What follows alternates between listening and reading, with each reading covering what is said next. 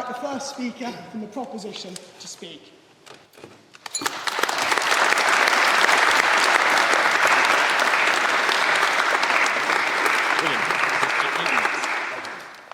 Thank you very much. It's good to be back in my home city and at the best university I attended. Ladies and gentlemen, Labour has already failed. In just 6 months, Labour has cut winter fuel payments to the elderly. It has needlessly given away British sovereign territory and paid billions of pounds in the process. Billions we do not have. It's attacked the viability of independent schools. It's attacked agriculture by disrupting the inheritance link of family farms. They've failed to defend free speech on campus. They've introduced a disastrous doom loop budget which has harmed business confidence and investment. And you know, a new government must instill confidence. It must look ahead. But instead, Labour came to power and said it was worse than we imagined. There was this black hole. And if you say that, don't be surprised that people believe you. So gilt yields are rising, the pound is falling, and the cost of debt is increasing. It's a terrible start. And Keir Starmer has made a number of errors personally. He's appointed someone who pled guilty to fraud as Transport Secretary. He appointed a minister to monitor corruption who is now the subject of investigations about flats. He appointed a man as Foreign Secretary who described the incoming US president as a neo-Nazi.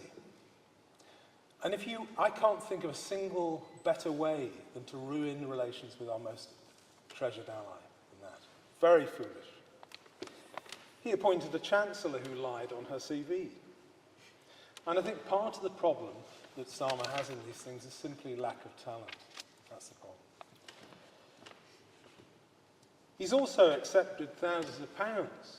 He has been successful in that for suits and ties. He's been very successful. He's insulted those who've called for a national inquiry into racially aggravated rape gangs. We demand answers, and we want evidence-based policy. These are reasonable requests.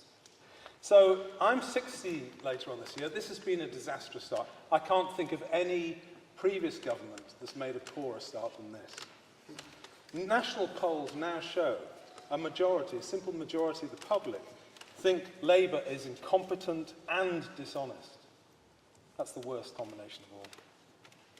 So that's the general background. And I want to be fair, so I want to look at particular areas of policy to see if there's any redeeming features in Labour's start. I want to look at trade, housing and immigration. First, trade. Our country is getting poorer and poorer. The heart of the problem is the UK's deindustrialisation. We've gutted our industry. And that's led to massive trade deficits. And the basic equation of international trade explains why imports have to be paid, either by exporting something or by selling something you've already made, or by taking on debt. And if you continually run these huge trade deficits, you will just get poorer. At the end of the year, you will own less and you will owe more. That is what's happening. Now, and actually, by the way, for the economists, there will be economists here, this is not a theory. I'm just counting. This is just maths. But Labour has no idea how to deal with this. In fact, they don't even talk about it. It's not on the agenda. The trade deficit is not on the agenda. I'll give you two examples. Joe Biden very sensibly has a 100% tariff on Chinese EVs. Very sensibly. He probably cares about Detroit. He might want to keep his car industry. Very sensible. We have nothing. Absolutely nothing. And the worst thing is, I don't know what the Labour Party's policy is. And I don't think they know what their policy is on this either. That's the problem. Another thing on trade, energy. Over half of our trade deficit is made up of energy imports. Disastrous. And yet the Labour Party prevaricates on expanding the Rosebank oil field in Shetland. Don't prevaricate. Get on with it. We might have a chance of correcting this terrible trade deficit. Housing. Can I ask, can you put up your hands if you want to own a house one day? Yeah. The ones who didn't, I don't know, I can't really explain it. Most people put their hands up. Labour has big plans, it says, on housing. And it wants to build 1.5 million homes during this parliamentary term. But it will fail. I know it will fail. I know a little bit about housing. It has no chance of achieving this whatsoever. It won't happen. And the reason they don't understand why it won't happen is they don't understand what the problem is. The housing crisis that you face, your generation faces, has two proximate effects. The first cause is that we've destroyed state sector capacity in house building. We don't build any houses now as a state, very few. The state used to outbuild the private sector. Now the government's attitudes, red and blue, is just get the private sector to do it. And it won't and it can't.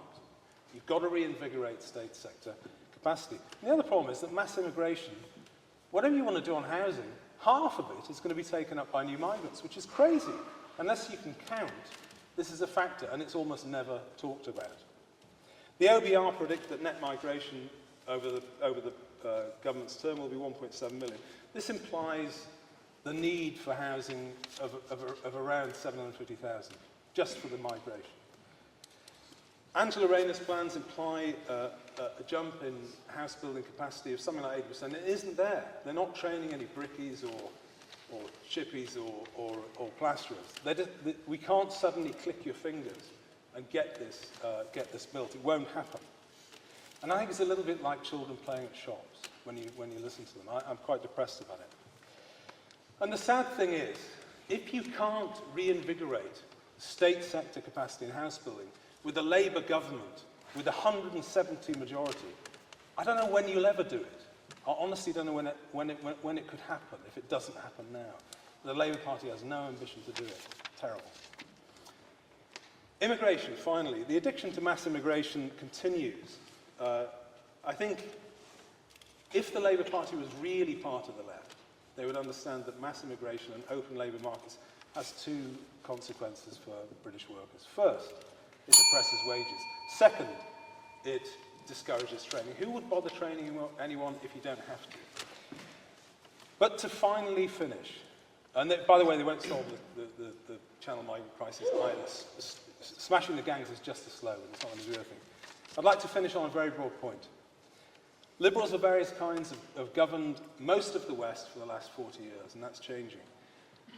The result? Gutted industry, inequality, weak borders, and insecurity.